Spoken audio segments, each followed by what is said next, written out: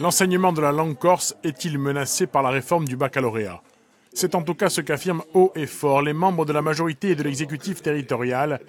Xavier Luciani demande aujourd'hui à la rectrice de prendre la mesure du danger et de réunir toutes les instances.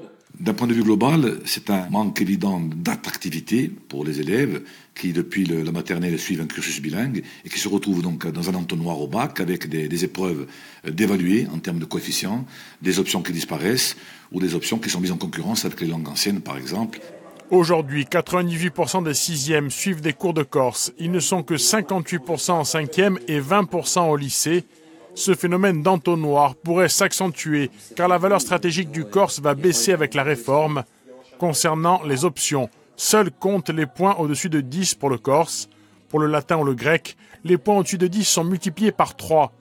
Pour le collectif Parlemugurtsu, réuni hier devant le rectorat, le corse doit être enseigné dans le tronc commun et non pas comme une option dévalorisée. Là, on s'adresse à nos élus, il faut vraiment qu'ils aient ça en tête. On dirait qu'aujourd'hui, ils ont pris l'habitude de baisser la tête et de négocier pour savoir quelle option on va avoir et comment on va négocier au mieux l'option.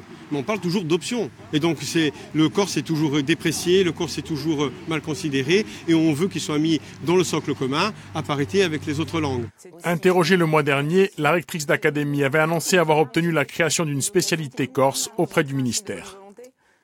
Mon ambition est de porter haut l'enseignement de la langue corse dans ses dimensions pédagogiques et didactiques. Et si j'ai porté cette demande, c'est que j'y vois une occasion formidable pour le devenir de l'enseignement de la langue corse, pour renforcer les compétences des élèves, former des locuteurs expérimentés.